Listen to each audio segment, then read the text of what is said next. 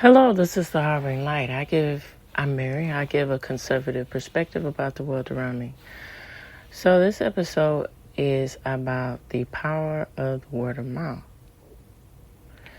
And I'm quite interested to know what you all think about that aspect of using that strategy as a marketing tool for businesses.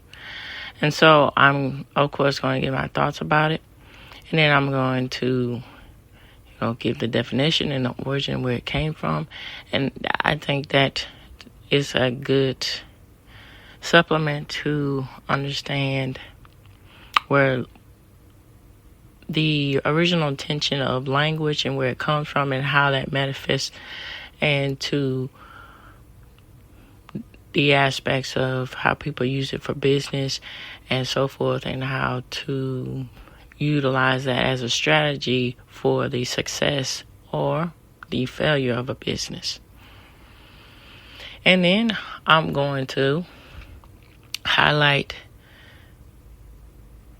the 1984 ad that Apple did to get the vehicle going about the aspect of using visual effects and how that implements the brand and the longevity that is of the brand. All right, so here we go. Let's get into this.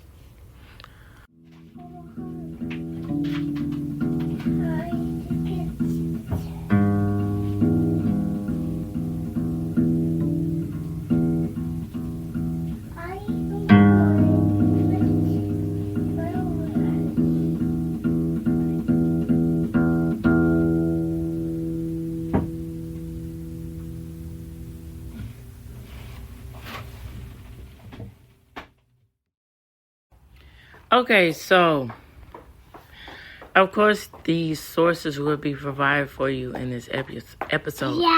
Yeah. So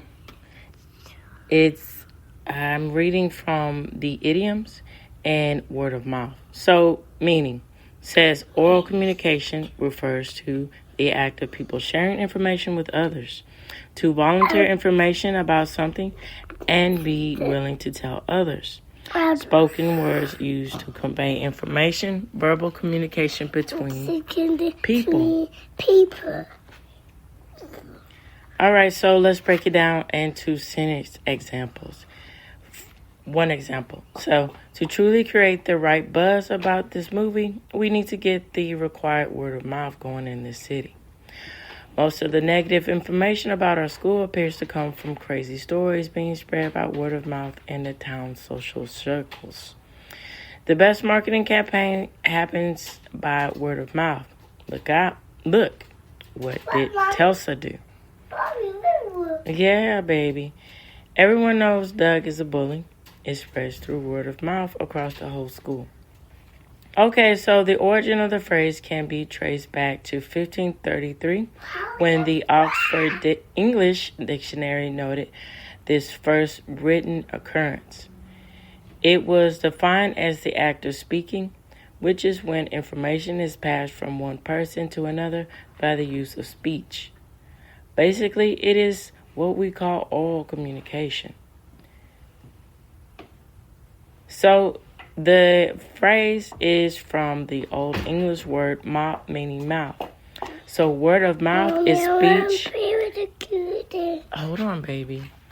So word of mouth is speech that is directly communicated from one person's mouth to the ears of another. As its most basic, it can be said to be interpersonal communication through oral speech. So the use of word of mouth mostly occurs in informal settings, and therefore people trust the information that is usually straight from the mouths of their family and friends. Most businesses and reputations are built and destroyed by word of mouth. All right, so I'm going to give a personal example of word of mouth, of how effective it is. That's coming up next. Now. Okay, so again, you hear roosters in the background. My family and I, we have roosters, chickens, and doing that, we think it's good to have that aspect of taking care of farm animals, especially to teach that to our children, and also the benefits that we get with knowing where our food comes from, and specifically with eggs and all of that, and how high eggs cost today and the price of that, all that.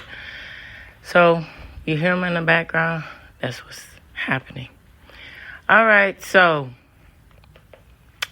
really great example, personal example I have about word of mouth is the company Crave Cupcakes. So back when I was going to the U of H, I was working in the communications department, specifically in the media production area. And so, yes, baby. Okay, sweetie, try again, okay?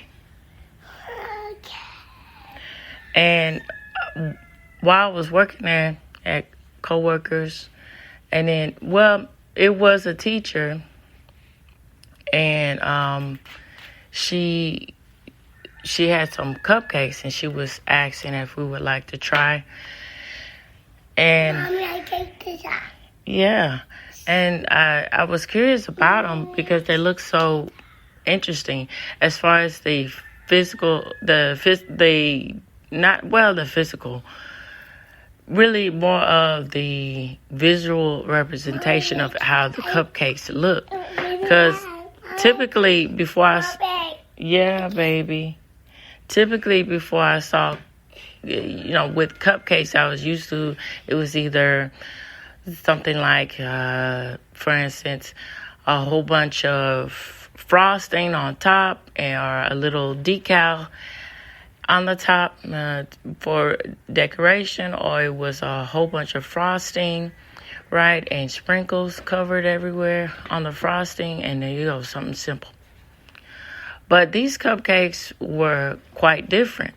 So not only did it had the icing, but the icing was molded to shape the cupcake in a formal way, to where you're getting a problem most of the time, and those who like cupcakes, with the frosting, specifically when it's the way it's iced, when it's iced in a cone rigid ice cream shape, to where when you bite into it or you eat the frosting, you have the problem of having too much frosting on at once, or it falls off. But the way that it was just frosted on, more like molded on, is if it's a cake, is very helpful, and is very thoughtful in the fact of that aspect. They thought about that. And then biting into the cupcake is you get all these rich flavors, and specifically the type of cupcake I had was like a strawberry cream sort of cupcake, and you could taste how moist the flavor of the strawberry and the moist of the cream, and it was done so well. It was so decadent, and it was very fresh. So it got to my curiosity to want to know about this company and find out about them. And the professor and other students, they were saying, the cupcakes are great. They do a lot of different things. They take a lot of different measures and a lot of different flavors with cupcakes. I was like, wow, I never heard of this company. They're like, yeah, you should try it out. And so I did. And so the two locations that they have, so they're in Houston. So they have one in Kirby and one in the uptown part of Houston. And so they don't run ads. They just, it's specifically, from what I understand, is word of mouth.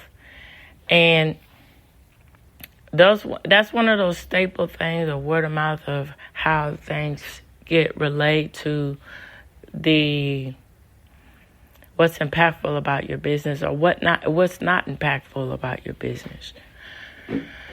So I think that word of mouth is one of those things that stands the test of time, of what you represent and what you okay, baby, and how you feel, and what you and what the customers feel about your product. So the fact that with Crave Cupcakes, they take the time to pay attention to the details, but they also are the makers, the bakers, and the creators of the company. They're also empathetic of the aspect of the problems that are the functional design flaws and issues with cupcakes, as I mentioned earlier, about getting too much frosting and falling off and stuff like that. They tweak that design to where it's more enjoyable eating a cupcake. And then they also have cookies, they have great coffee and all of that. So you get that full-on effect of a bakery. And it's a nice touch too. And then the atmosphere is very warm and welcoming. So it's kind of as if you're in a upscale, yeah, baby, as if you're in an upscale boutique sort of bakery, but you still get that down home sort of mom and pop shop sort of feel too at the same time. And on the negative side of word of mouth, you have a bad reputation. That's why, as far as Yelp reviews are a thing, and then as far as when it was more prevalent, when it was more in its heyday of, I don't like what you've done. Just wait till I get on this Yelp and get a review. And unfortunately, that it had real effect on businesses and operations about having negative reviews. And more prevalent now is, Google reviews. And you see these comments, and they do factor in to the aspect of where you want to go, what you think about this company, or you want to visit there, or you don't want to visit there. And so that's also prevalent, I think, too. And I'm working on that and the production of that too, about the aspect of the hold on, baby. The aspect of how effective advertisement is. And I also like to know what y'all think about this aspect of word of mouth and advertisement. You think it's effective, not effective? So feel free to either email me, find me on X, Substack, and of course, fill up those comments in YouTube. All right, so I'm going to, let me say that again. So I'm going to give some more examples about word of mouth, of how it was effective for these specific companies. Let's dive in. Okay.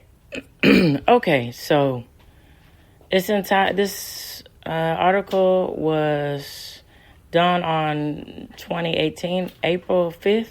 So it's entitled 5 Brilliant Examples of Word of Mouth Marketing. So it pays to be kind and attentive to your customers. Word gets out when you deliver stellar service and show appreciation. If you keep meeting expectations, customers turn into long-time ambassadors for your brand. In the past, businesses had little power to tap into word-of-mouth activity.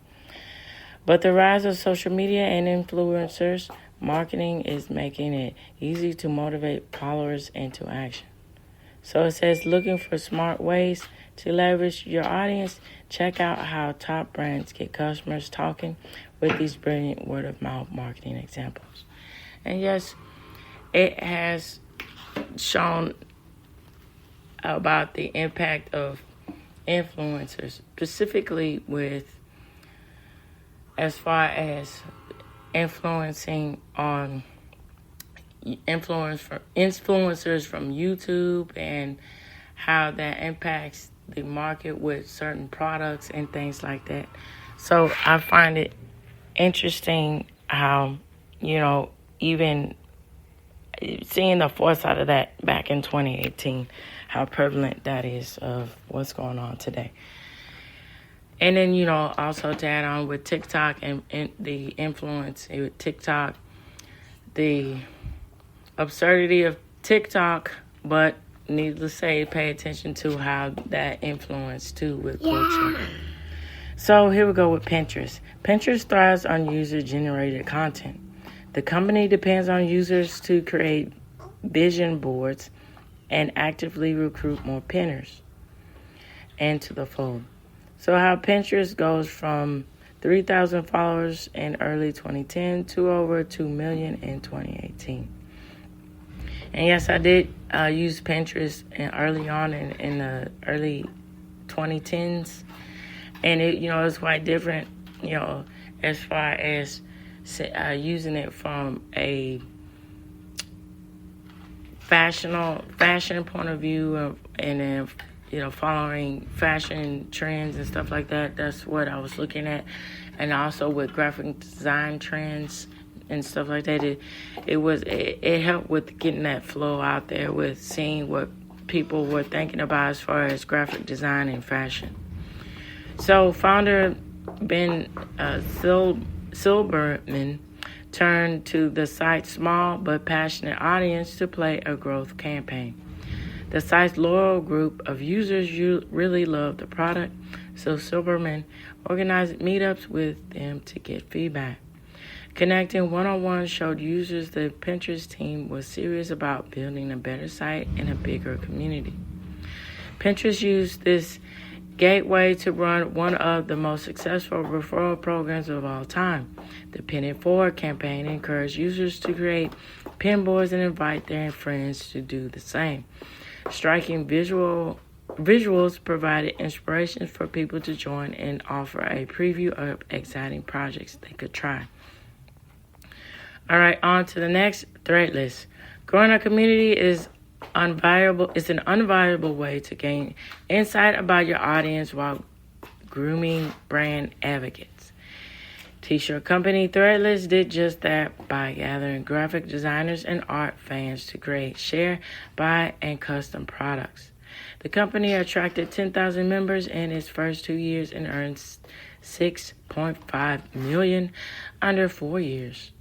The company engaged fans with ongoing contests and challenges that help design gain notoriety and sharpen their skills. So the Threadless team understood that they were catering to a fun, creative audience. The company showcased user-generated content as much as possible, from turning T-shirt designs into custom cakes to hosting themed battles. Needless to say, members were happy to promote their designs and bring more people to the site. All right, Coca-Cola. Coke has survived many ups and downs and remained at the top of the soft drink game for a reason. The company is good at taking people by surprise and spreading messages of goodwill and multiculturalism. And then a really good example of that is I like to buy the World of Coke, for those who don't know and for those who know. So for those who don't know, it was a popular ad in 1970, but specifically at the 1970, one of those iconic ads where you see a multitude of different races coming together, sharing a Coke, and promoting the aspect of racial harmony, but also peace within the races too. And that was quite impactful for the image of Coke and its brand. And so, and then now recently with having Coke ads that have a girl, it was one ad in some recent years about the aspect of doing, little TikTok deals, and she's doing a little TikTok deal and getting ready for doing that. And then, at the same time, she's drinking a Coke. Stuff like that, how Coke is being innovative and putting its pulse on putting the finger in the pulse on the edge of what's trending or what's next and things like that, as far as social commentary, or no, not really social commentary, what's attractive to people in the era. So,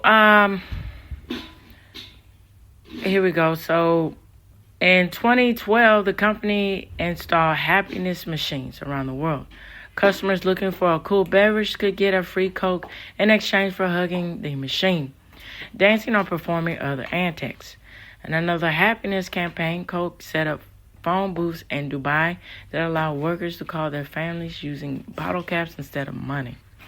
More recently, the company used the Share a Coke campaign to receive sales across 70 countries.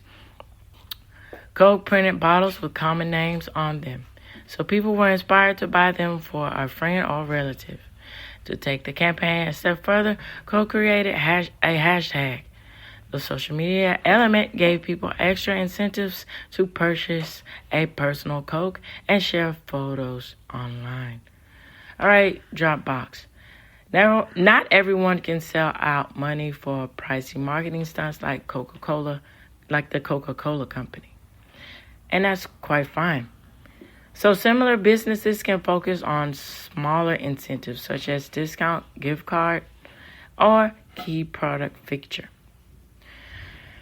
So Dropbox drew massive referral traffic with the promise of free storage space. Dropbox was offering an incredible, useful service at the same time when internet users were new to the idea of storing files in the cloud. So the company offered 500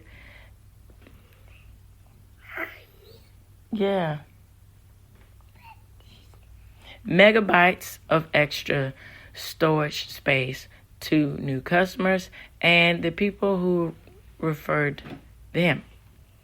Customers can continue to earn more space by referring more people, which increased loyalty. The referral company gave people a compelling reason to choose Dropbox over competitors. Offering more free space also encouraged users to keep all their files in one place rather than splitting content up between multiple free services. All right, Casper Mattress Company. When a product is significantly different or more expensive than the industry standards, it takes some imagination to reach customers. Casper broke the crowd mattress market with a 1,000 flagship product by making an irresistible offer. So take the mattress home and sleep on it for 100 days before deciding whether to return it. Who could walk away from such a tempting offer when it included fast online ordering and home delivery? That begs the question.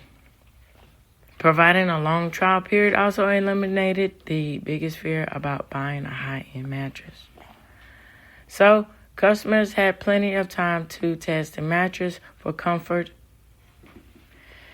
and durability. More importantly, customers had a tangible product in their homes that they could use and show to others. At the same time, Casper circulated detailed ads and reviews on social media sites. Altogether, the strategy generated substantial buzz that helped the company carve a niche in a competitive arena. And also, it gives tips about word of mouth marketing working for you. So it says, know your audience. It says, make the effort to understand what customers love about your business and why they keep coming back. And that's a good example. It says, stay true to your brand. And it says, offer an incentive for customers to go the extra mile.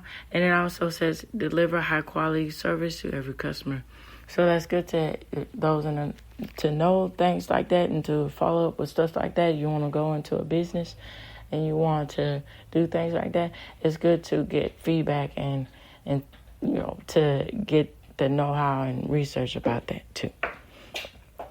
All right, so I'm going to end this show, this segment. The next segment is the last part, and I'm going to talk about the innovation of visual design, specifically with the 1984 Apple ad.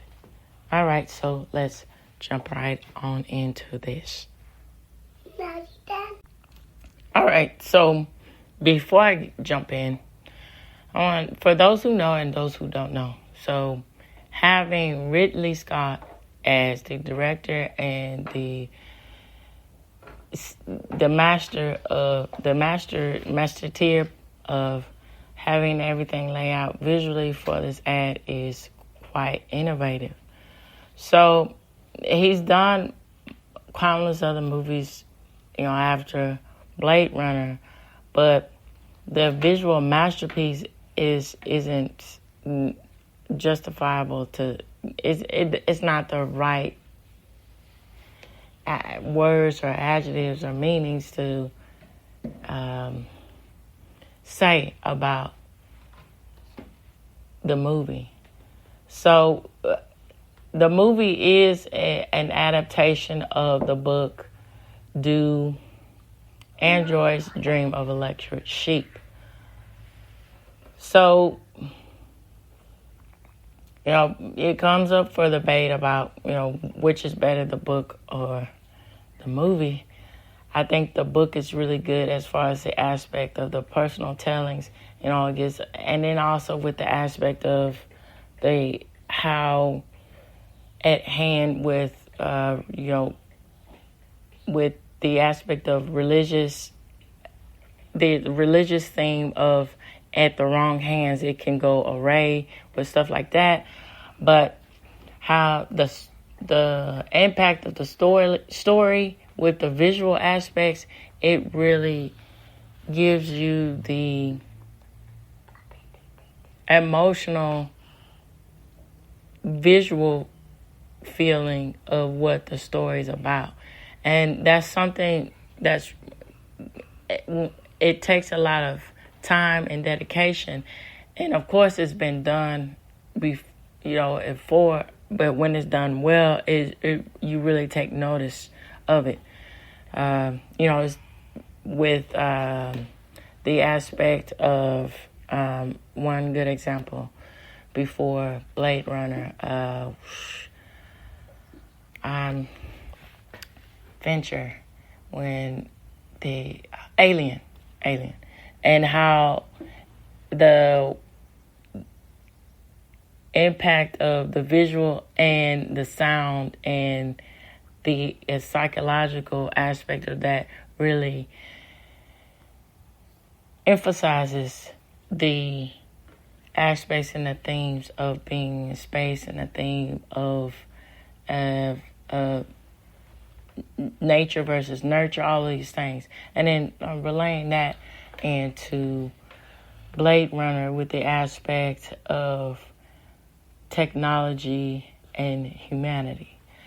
All right, with that said, let's jump into the Apple 1984 ad. Now, when can you buy? Hold on, baby.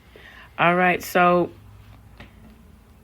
the Super Bowl is a cultural event that attracts the attention of more than just football fans. Okay, so it says, with so many eyeballs tuned in, advertisers bring and come out of their best work, and casual fans tune in for the groundbreaking TV commercials, much as for the game. So it gives good examples, other examples, and it'll lead to the 1984 ad. So this is by the Smithsonian, and it is remembering Apple's 1984 Super Bowl ad. So it was by Eric Hintz, and it was written in 2014. All right, so who could forget Steelers Hall of Famer, Mean Joe Green, selling Coca-Cola in 1979, the Budweiser guys saying "What's up" in 2000, and as everyone's new favorite catchphrase. However, and with Apple's 1984 ad during the Super Bowl, it was arguably the most famous Super Bowl commercial of all time. So in 1983, the personal computer market was up for grabs. Apple was selling its Apple II like hotcakes, but was facing increased competition from IBM's PC and clones made by Compaq and Commodore. Meanwhile, Apple, led by Steve Jobs. Now, Steve Jobs, they the infamousy with him. So Wozniak is said to be the brains behind it, but as far as the software engineering and the aspect of building the computer. However, Steve Jobs was coined, even though, through the years it was pushed aside as he was the forerunner of everything, and that's something. But let's get into the aspect of let's for another whole podcast there for me to touch on. But anyhow, visually, he was the brains behind the marketing, the marketeers, so to speak. All right, so was busy developing its new Macintosh computer. It says in 1983, most businesses and governments still employed large, expensive, and technically intimidating mainframes. And while the first personal computer of the early 1980s were smaller and less intimidating, they still featured black screens with green text, base commands like the C plus, and the dots run, and the auto exec dot bat dot, things like that. So, drawing inspiration from the pioneering, the Xerox Alto, and improving in the underperforming Apple Lisa, Jobs and the Apple team built the Apple Macintosh with several revolutionary new features now taken for granted. A handheld input device called a mouse and a graphically user interface with overlapping windows, the menu clickable picture called icons, cut, copy, and paste editing and short jobs, and his team were creating an great personal computer with intuitive and easy to use one he hoped would shake up the PC market. So that's up to debate for me. The thing about Apple is user-friendly, but, as far as the aspect of being overpriced for a underperforming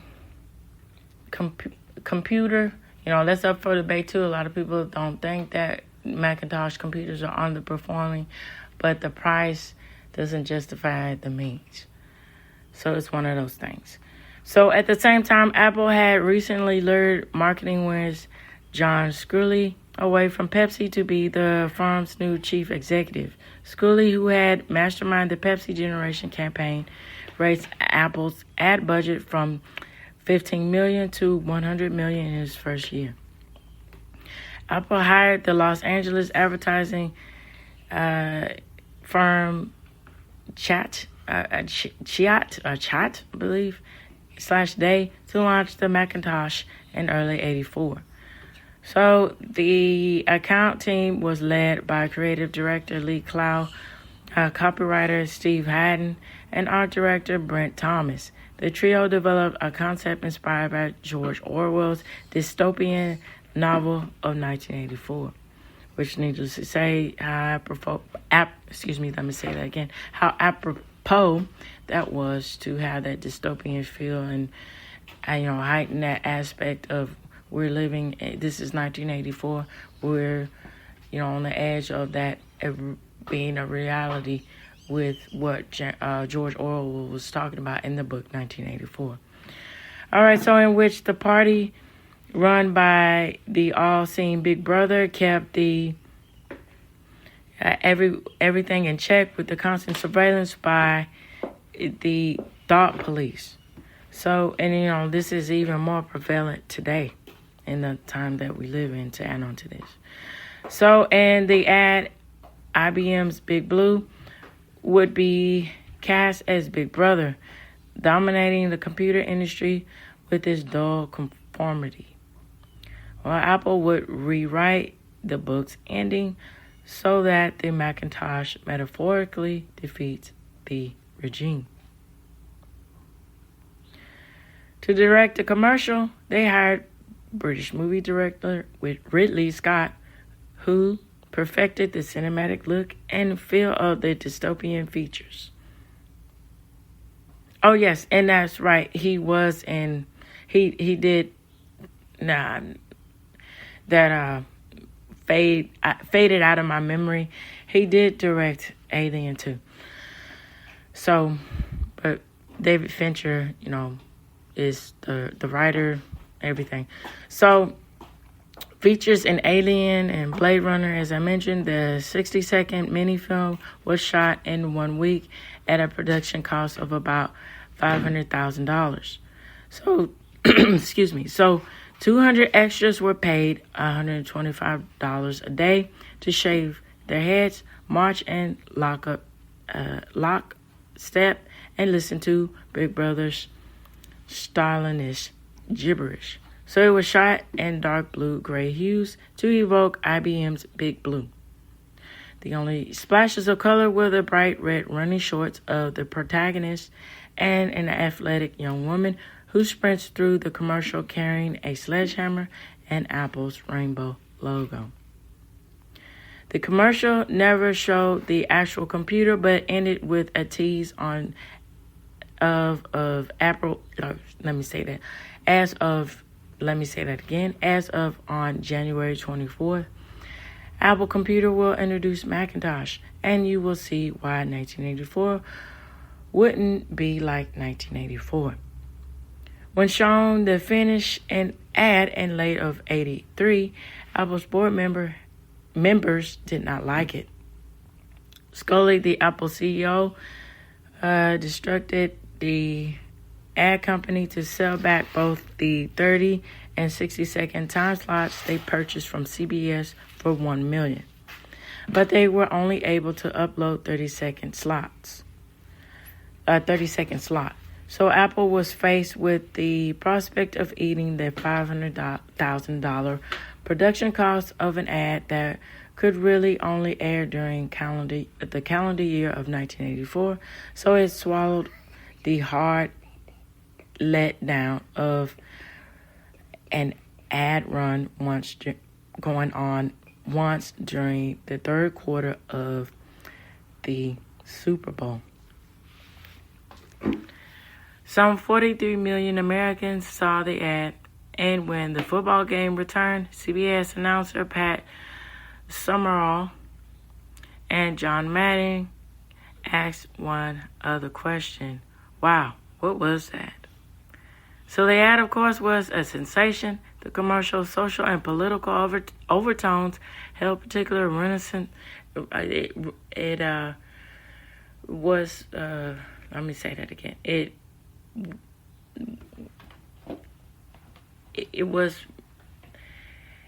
reflected with them. It was really leave an impressionable mark, so to speak, with them. So, in the mid-1980s, as the United States and the Soviet Union were still engaged in an ideological Cold War, and I like Lyndon Johnson's famous Daisy ad from the 1964 presidential campaign. The ad aired only once in prime time, but was replayed again and again in the network news that evening, as the ad itself became a buzzworthy source of free publicity. But even the mystique of the single airing wasn't entirely true. So the advertising company had quietly run the ad one time before at 1 a.m. on December 15th of 1983 on KMVT in Twin Falls, Idaho. So the advertisement qualified for the 1983 Advertising Awards.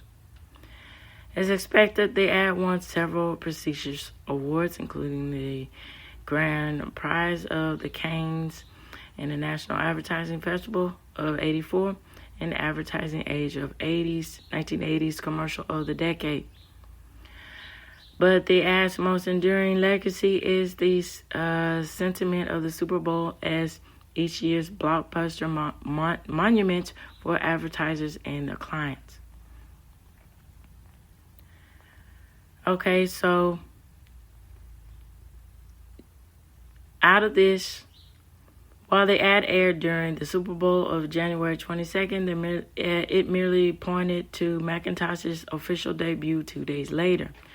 On January 24th of 1984, Apple held its annual shareholders meeting in the Flint Center Auditorium on the campus of the Asna College, just a block from Apple's office in